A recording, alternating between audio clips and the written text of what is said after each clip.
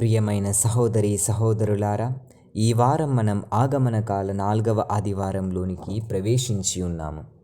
దైవార్చన మనందరినీ 4వ క్రొవ్వొత్తిని వెలిగించడానికి ఆహ్వానిస్తుంది. ఈ 4వ క్రొవ్వొత్తి దేవదూతలకు చిహ్నంగా, ప్రేమకు సుమాతృకగా నిలుస్తుంది. ఆగమన కాల చిట్ట చివరి దశలో ఉన్నామని దైవార్చన మనకు ఈనాటి పూజా పఠనాల ద్వారా తెలియపరుస్తుంది. మొదటి పఠనంలో మీకా ప్రవక్త రక్షకుని ఆగమనమును బెత్లెహేము ఎఫ్రాతా నుండి ఉద్భవించును అని, అతడు శాంతిని కొని వచ్చునని ప్రకటిస్తున్నాడు. రెండవ పఠనంలో హెబ్రీయులకు రాయబడిన లేఖలో క్రీస్తు ప్రభువుని విధేయత, సర్వమానవాళిని కాపాడుటలో దైవ చిత్తానికి ప్రేమపూర్వకంగా తనను తాను రిక్తుని ఏ విధంగా చేసుకున్నాడో మనం రెండవ పఠనంలో వినగలుగుతున్నాం. సువార్తా పఠనంలో మరియ తల్లి ఎలిజబెత్ అమ్మను సందర్శించుటను ధ్యానిస్తూ ఉన్నాం.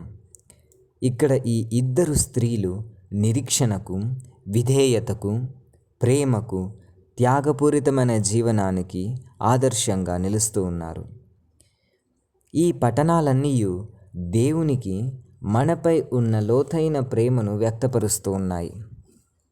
మన జీవితంలో ఆశలు కోల్పోయి చిట్ట చివరి దశలో ఉన్నామని, ఏమీ తోచని స్థితిలో శారీరకంగా, మానసికంగా కృంగిపోయామని తపన పడుతూ ఉంటాం.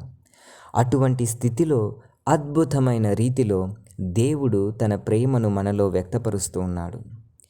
ఏ విధంగానైతే ఎలిజబెత్ అమ్మ తన చివరి దశలో గర్భము ధరించి దేవుని మార్గాన్ని సిద్ధపరచడానికి బాప్తిస్మ యోహానుకు జన్మనిచ్చిందో, ఏ విధంగానైతే తల్లి మరియా దైవ సందేశాన్ని సందేశించకుండా తత్వరితముగా పర్వత ప్రాంతములకు ప్రయాణించిందో, ఇజ్రాయేలు ప్రజలు రోజులు, సంవత్సరాలు, శతాబ్దాలుగా రక్షకుని రాకకు నిరీక్షించారో, అదే విధముగా ప్రభు యేసుకై నిరీక్షిస్తూ సంసిద్ధులమవుతున్న ఈ తరుణంలో మనకు ఈ పఠనాలు ఊరటను కలిగిస్తూ ఉన్నాయి.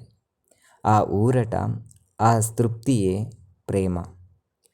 కనుక ప్రతి ఒక్కరూ ప్రేమను అలవర్చుకొని సాటి వారిని క్రీస్తు ప్రేమలో పయనించడానికి క్రిస్మస్ ప్రేమ పండుగకు సిద్ధపడదాం.